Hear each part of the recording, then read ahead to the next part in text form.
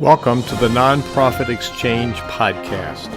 Stories by leaders for leaders to help you raise the bar on your own excellence, to release the potential inside of you.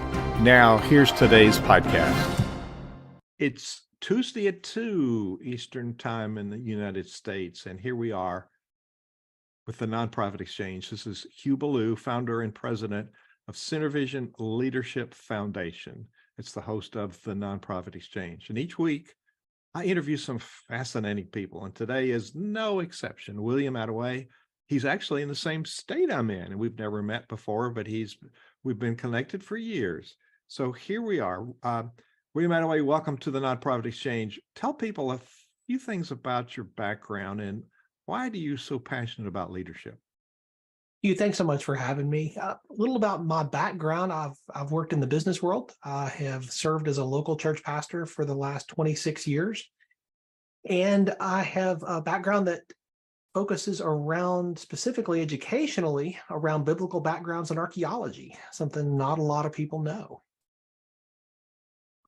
You heard the secret right here. And so why is leadership important to you?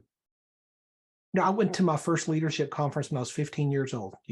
I had a high school teacher who saw something in me that I did not see in myself. And he invited me to attend this conference. I got on a plane and I flew and I went and I experienced something that has still got a hold of me. And that's the power of great leadership, both for good and for bad. I've never lost sight of that. And for now, pushing 40 years, I have been a student of leadership, learning as much as I can from as many people as I can, as often as I can. I believe when a leader gets better, it affects everybody. It affects every person that they lead. It affects every client or customer that they serve. It affects their family. It affects their kids. All when a leader gets better. So you do a lot of things and you've got a business hat on, which is really important for leading a church because it's there's the business part of church. It's the nuts and bolts. So how do you make this thing work financially so that you can do the real work that you're called to do? So why does a pastor need leadership? Because a pastor is a leader. I think John Maxwell's spot on when he says that leadership, simply put, is influence, nothing more, nothing less. Most pastors I know have influence with those that they lead and those in their community. Will they intentionally use that influence in a way that pushes people in the right direction, that encourages them, that challenges them to grow and to learn, to grow in their relationship with their Heavenly Father, to grow in their love for one another? That's the question. And growing better as a leader will help them to accomplish those things. People really do what you tell them to do, but if you influence people, they're more interested, right? It's so true. So true. And I share with you that I spent 40 years as a church musician, as a conductor, and hired major orchestras. But it's about influence. You can't make anybody do anything, but if you influence them, they can raise the bar on their own performance. And so we talked a little bit about personal growth.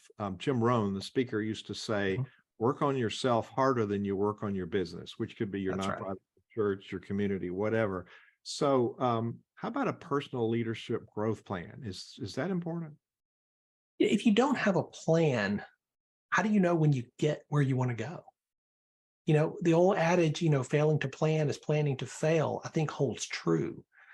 When I talk with leaders and talk with leaders that I coach in particular, we talk about a leadership growth plan and how intentional it is to choose where you want to grow, how you want to grow. That requires a level of intentionality most people never put into it.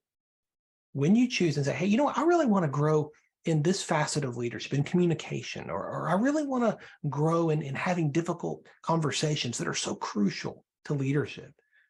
Those are specific, targeted focus areas. Now, what's your plan to get there? Are you gonna read certain books that are key in those fields? Are you gonna have conversations with leaders who are farther down the road than you are, where you can pick their brain and ask them questions to learn from them and maybe have a shortcut to where you want to go and not have to hit every ditch yourself? These are components of a growth plan. They're not the only components. but they're intentional. And they're not just going to happen. Nobody wakes up one day and says, oh, wow, I'm a fully mature, developed leader. I have all these skills. I didn't mean for that to happen, but here I am. It's never happened that way, and it never will. Never will. That just shoots hole in the premise that I'm a born leader. No, you're a born boss. Your boss. There's a big difference there. Yeah. So there's we're in the pulpit, we're on the podium, we're in the boardroom, we're the leader, we're the influencer. Now, I work with leaders like you serve as personal coach or leadership coach, strategist, a number of things, help people as an outside confidential advisor, I guess you would say, right? Sure, absolutely. Yeah, because we can't see our blind spots. That's why they're called blind spots. That's right. It's hard to see the whole picture when you're in the frame. Yeah. So I personally suggest that everybody have a personal coach. You look at any person that's very successful in business, athlete, movie celebrity, they have coaches. It's the people that are wannabes that say, I'm going to figure it out myself. Well, why not have an advisor to help you find those blind spots? So I've had a leadership coach and a business coach, and I practice what I preach. So I think it's really important when people say to me, oh, I've read leadership books. I don't need that. I need something important. That's the soft skill. How do you respond to that? I've had a leadership coach too for many, many years because I want to get better. I want to grow. I need somebody who is going to be outside of my normal traffic patterns, who is going to ask me questions that maybe nobody else in my world is going to ask me, and who's going to help me to see things that I'm just never going to see because I'm in the weeds of it. That's the value and the power of a coach, to ask you the right questions, to help you get to the right answers. When somebody says they don't need that, my first question is, really? You don't need that. You don't need an outside perspective to help you grow and to identify your blind spots. You don't need somebody to ask you the right questions so that you can leapfrog over so many of the obstacles and challenges that are in your way today, the limiting beliefs that are holding you back from where you could be. You don't need that? Really? Yeah. So that's one of the challenges. I have a leadership coach, same one for 13 years. And she constantly asks me questions that make me think. Yes. And so one correlation that people really ignore, and I think of the quote from Richard Rohr, Franciscan writer. Yeah. He says, how we do anything is how we do everything. Yes. So talk about our personal life and how does that affect our professional life, our leadership? There's this idea that I believe we inherited from the ancient Greeks, this idea that you can compartmentalize your life. That what happens in this part of your life over here doesn't affect what happens in this part over here or this part over here. That's a cute myth, but it's just that. It's not true. At Thanksgiving, we have these plates that have the little dividers on the plate so your food doesn't touch each other. I like those because I like my food not to touch. I'm one of those people. I know what happens when it gets down to your stomach. I know all that, but up here in my mouth, I want to savor each taste as God intended it. We think our lives are like that. We think we have these little walls that are going to separate and not allow what happens at home to affect what happens at work and vice versa. And that's just not true. The fact is, we are created as integrated beings with every part touching every other part. So does your personal life really impact your work? How could it not? Oh my word. When I work with corporate leaders and department heads, and I do a coaching clinic because they don't know how to coach the people in their midst. Then I go back for an evaluation later and they say, this listening thing, because coaching is 90% listening, right? Right. My wife liked that part. My customers like that part. I worked at my church. So it's universal. If we're better everywhere. So Right. talk about evaluations a little bit. We, of course, there's the acronym for SMART goals, but there's also SMARTer, where you evaluate and revise. So why are evaluations important? There's this idea that experience makes you better, and this idea that the more you do something, the better you get. And I think that is not true at all. I don't think experience makes you any better. I think evaluated experience makes you better. And that's why evaluation matters so much. You look at somebody and you say, oh, they've got 12 years of experience doing this thing. Well, if they've been doing it wrong for 12 years, that's not a good thing. That 12 years then means nothing. Or if they got experience doing their first year and learning and growing, and then they stopped learning and growing, then they really got 1 year's experience, just repeated 11 more times. Evaluation is how we get better. It's how we grow. That's how we improve our skills. Without evaluation, how do you know if you're getting better? How do you know if you're getting better at the right things? How do you know if anything that you adjust or tweak or change is the right thing to adjust or tweak or change? How do you know without evaluation? That's why it's so important. Is that a place that your coach helps you with evaluating? Absolutely. Absolutely. But by the questions that they ask, they will help you to evaluate the right things. Because so often when we do just a drive-by evaluation, we're evaluating the things that are easiest to measure. That's not necessarily the right things to measure. That's just the easiest things to measure. In church world, you've heard, I'm sure, nickels and noses. Those are easy to measure, right? How much was the offering? How many people were there in the room? Nickels and noses.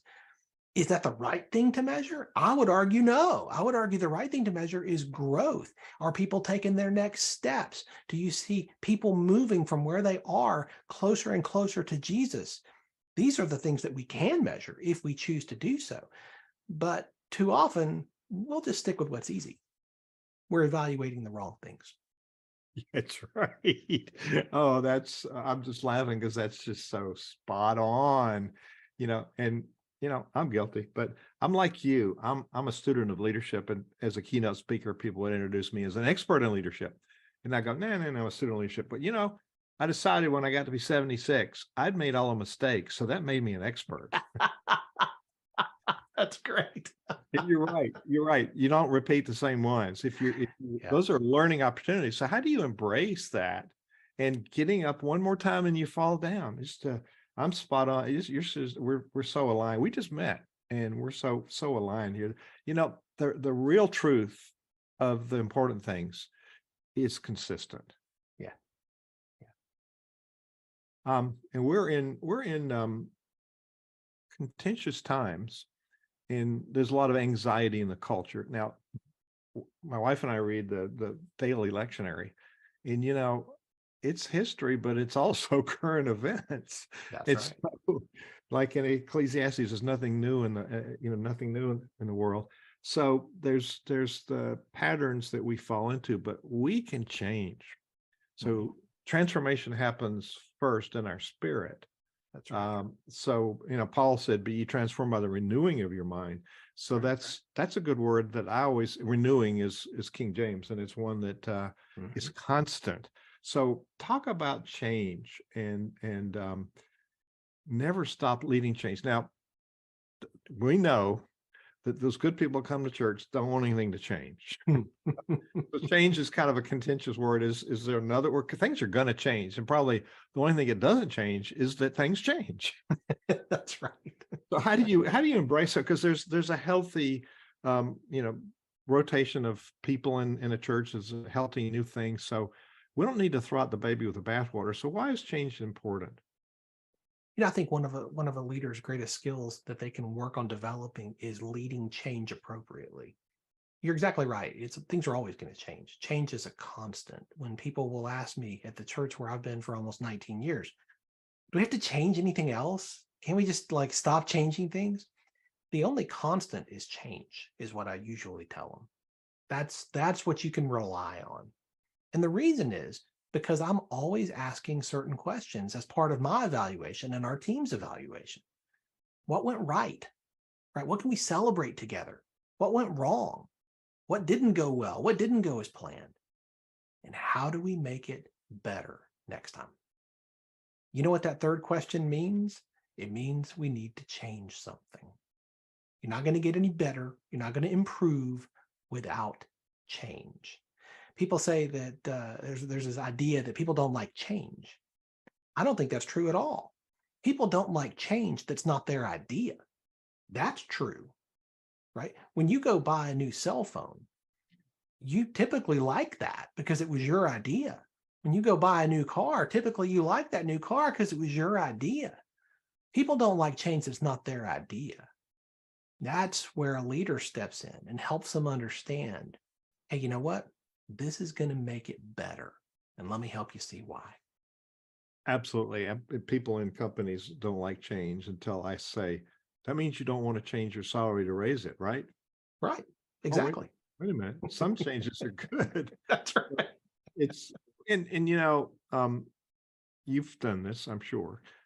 Facilitate a conversation where people think it was their idea. Sure. Absolutely. And Absolutely. it's engage people in creative thinking and possibility thinking. My goal is to help people understand why change matters and why change is a constant and is a part of all of our lives and why that's a good thing. I don't want them to see change as the monster, the enemy. Now, change is not inherently evil. Change can be great. Jesus brought change, a whole lot of change. People didn't like that. People pushed back on that. Well, did everybody? Or just the ones who were invested in keeping things like it was? Mhm. Wow. Wow. So one of the things is new people come in. Mhm. And so as leaders, we're going to try to fit them in to somewhere in a team, especially in volunteer communities like local charities or churches or other synagogues, religious communities or associations. So how do we fit people into it? How do we know somebody's a right fit for what you want them to do? Is it what they're good at, or maybe what they want to do isn't good at it? So how do we find a fit for people within the culture? Now, I always start with where they are. I want to understand their wiring. I want to understand how they are gifted, right? If they're a follower of Jesus, they've gotten at least one spiritual gift, most often two or three. I want to understand how they're gifted. I want to understand what their passion areas are.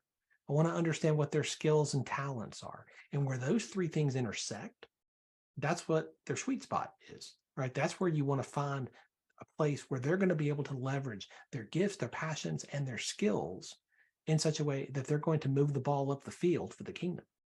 So that's where I start. I start understanding and discovering their wiring. Once I understand that, then we're going to try several different areas, several different opportunities for them to leverage that sweet spot in different ministry areas. But it starts with them. It starts understanding how God has designed and wired them. Then we're going to try to find out where they fit. So the wiring, how does that affect our leadership, our wiring? Well, every leader has a wiring too. And so often when we start out in leadership, if anybody is like me, and your listeners are like me, and I imagine most of them are, then at the beginning of our journey, we just start copying other leaders that either we have served under, worked for, or that we admire from afar.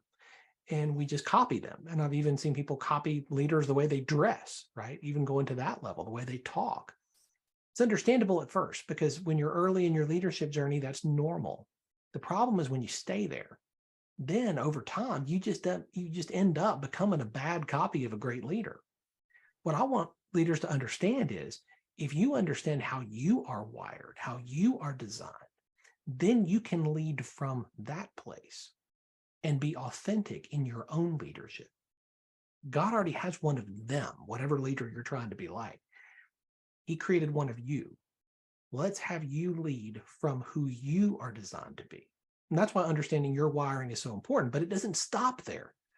Now, once you understand your wiring, you need to understand the wiring of your direct reports so that you can help them lean into their wiring. So you can help them lean into their strengths, their gifts, their passions, their talents, and leverage those for the benefit of the team, of the organization. You talked about going to workshops as a young'un and learning from good leaders. Talking about authenticity, I one time I served a church for 20 years in St. Pete, Florida, so that's a long time, and you have to continue to push the bar because people want to drift into mediocrity. I want to ask you that next, but I come back from a workshop and it was really pumped, and I went into choir and I did all these things, and somebody said, "Hugh," I said, "What? Don't go away anymore." So it wasn't me being authentic to me. And they called me on it. Yeah. Sometimes people won't do that, though. They'll just ignore you and say, well, it'll go away. It'll go away. That's right. It'll pass. Yeah. And so mediocrity, we establish a system, and people, especially when I would first go to a new church, build a choir, and we could do stuff and stuff I'd always done. It was new to them. And this is great. So there's this tendency for status quo, which is back to lazy mediocrity. How do you keep the bar going where we're always enthusiastic? The short answer to that question is evaluation, because you're constantly evaluating and asking yourself, how do I make it better?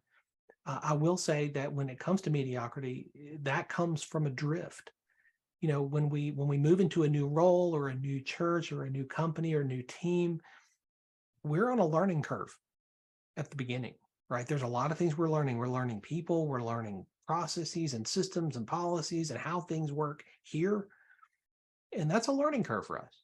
And so we're forced to put on that learning posture and stay in that spot.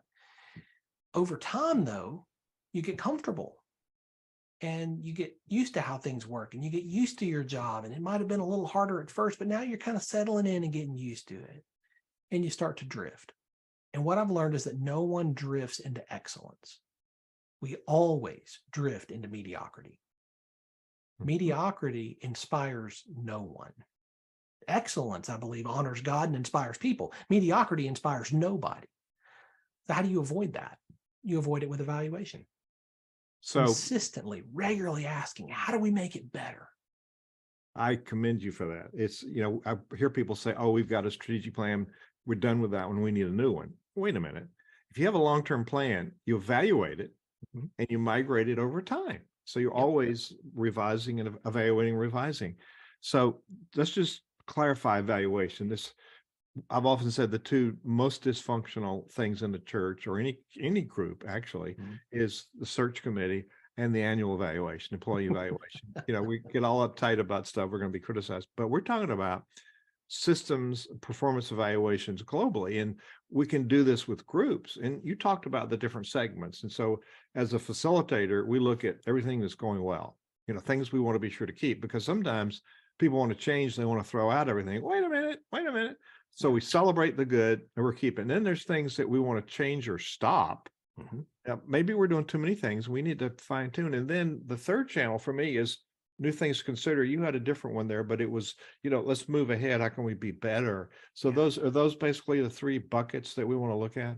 Yeah. When we do evaluation, like organizationally on a global scale, what we do is we actually use an N curve, right? And you take that N curve and you plot it into 4 quadrants. Oh, yeah. And so you've got this quadrant, which is going to be accelerating. These are things that are starting to gain momentum and traction. This is going great. The next quadrant is booming. This is where you want to live, right? This is when something is really getting the results that you're after. But then after you cross the top of the N curve, now you're into the decelerating quadrant. And these things are starting to lose their steam a little bit. And we can see that and we can measure that. Oh. And the last quadrant is, if you don't address what's decelerating, eventually it moves down to tanking. Now, what we do is we plot everything we do on that N curve, so that informs our budgeting, that informs our updates to our strategic plan, that updates our weekly tactical meetings. What needs more gas? What do we need to try to move from decelerating over to accelerating? What do we need to stop doing? That's tanking. If it's tanking, it's done. Let's just call it time of death, right? And if it's booming, maybe we need to add a little more fuel to that. Maybe we need to add resources or staffing or more volunteers or something to that area to help it continue to boom. But you have to evaluate that. Wow. That's really good. How can people find you? You can connect with me on LinkedIn is usually the way that's where I'm most active. Just look for William Attaway on LinkedIn. My website is catalyticleadership.net. You can connect with me there. I would love to connect with your listeners and help them take the next steps in their leadership journey. I also have a podcast, Catalytic Leadership, that I titled after my most recent book by that name. And your book is on your catalyticleadership.net site? It is also on Amazon and wherever books are sold. Catalytic Leadership. Yes, exactly. It's so, folks, I've been doing this 76 years. I haven't been doing it that many years, but probably 50 plus. And I learned some good stuff today. That evaluation piece is so valuable. So if we think we've learned it all, come on, there's more to learn. So each level, the higher you go and the longer you serve, the more important it is to constantly work on your skills. And you've given me some really good stuff. So you talked about your daughter having a cancer diagnosis. How did this impact your leadership in your life and your faith? Hugh, that was 4 years ago now. 4 years ago this month, actually. This week, I was in a hospital room with my daughter. She had been having some headaches, and we didn't understand what that was. We thought maybe she was developing migraines like I have. I started developing about the age that she was. She was 14 at the time. And it turns out they did some more tests, more scans over the coming weeks, and turns out there was a brain tumor on the back right side of her brain. And they took it out, and that was great, wonderful work by the surgeon and the team there. Turns out with the biopsy, it was a very rare form of cancer. Only about 50 teenagers a year in the world are diagnosed with it. And so that started a journey for us with, with radiation and treatment and all the things that you do. I'll tell you, during that season, I was not focused on the quarter's KPIs. I was not focused on that metric of evaluation. I was not focused on, hey, how are things going at the office? I was focused on what matters most, which is the relationships that are closest to you. And here's the thing that I walked away from that season with.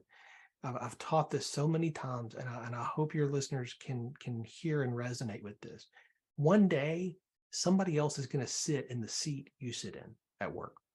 One day, somebody else is going to have the title that you have. Somebody else is going to do what you do. Then what? I've spent a lot of time with people at the end of their lives, and I have never once heard anyone say, I wish I had spent more time at the office. I wish I had achieved just one more quarter's goals. I wish I had hit that next level at work. You know what they say in those moments? They express regrets, and those regrets are around relationships with those closest to them. The conversation they never had, the time they didn't spend, they express those regrets. We get to learn from that, Hugh. We get to learn from that. And as leaders, we get to influence other people as we learn that the relationships with those closest to us, those matter most. And one day when somebody else is sitting in the chair that we sit in today, where are those relationships going to be? That is a perfect place to end this really helpful interview. So William Attaway, Catalytic, what is the website? Catalyticleadership.net. Catalyticleadership.net. It'll be on the page. You can find it, thenonprofitexchange.org, thenonprofitexchange.org. And you can find it with his book and other stuff. It'll be on the podcast. If you get it on your phone, it'll be on the website that you go to, thenonprofitexchange.org. So of all the things that people heard, what do you want people to do as a result of today's interview? The one thing I would love for your listeners to walk away with is what I call the one non-negotiable of catalytic leadership, which is a teachable spirit. To intentionally cultivate a teachable spirit costs you $0. It's free, but it's a choice. It's a decision you have to make every single day. Will I be the most teachable person in every meeting, in every conversation, in every circumstance and situation I'm in? Will I make that choice? Understanding that I can learn from anybody, even if it's what not to do. That can be incredibly helpful. That's a challenge that I would place in front of every one of your listeners. Choose to cultivate intentionally a teachable spirit. Teachable spirit. William Attaway, you've encouraged me to do that today. Thank you for being our guest today on the Nonprofit Exchange. Hugh, thank you so much for having me. It's been an honor to be here. Thank you for watching the Nonprofit Exchange.